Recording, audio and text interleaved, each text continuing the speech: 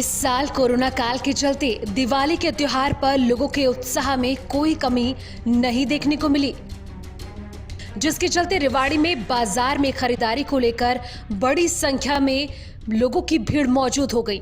दरअसल रेवाड़ी में बिल्डिंग गिरने की आशंका ने वहां के लोगों में भय का माहौल बना दिया, जिसके चलते आसपास के लोगों में हड़कंप मच गया। बता दें कि 2 मंजिला बिल्डिंग में बड़ी दरार आई और साथ ही मुख्य बाजार स्थित एसके गारमेंट के शोरूम की बिल्डिंग में भी दरार आई, जिसके चलते बिल्डिंग का एक हिस्सा झुक गया।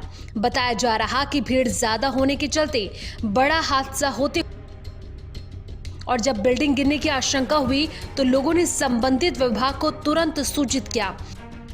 कुछ देर पहले सारा बाजार लगा हुआ था, पूरी भीड़ वगैरह सारी चीज थी।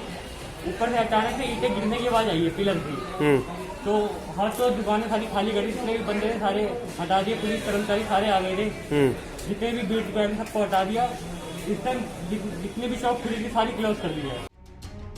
जिसके बाद रास्ते को बंद किया गया, जिसके बाद संबंधित विभाग मौके से पहुंचा और बिल्डिंग को गिराने का काम शुरू किया जा रहा है। रेवाड़ी से वी न्यूज़ के लिए चंद्रशेखर की रिपोर्ट।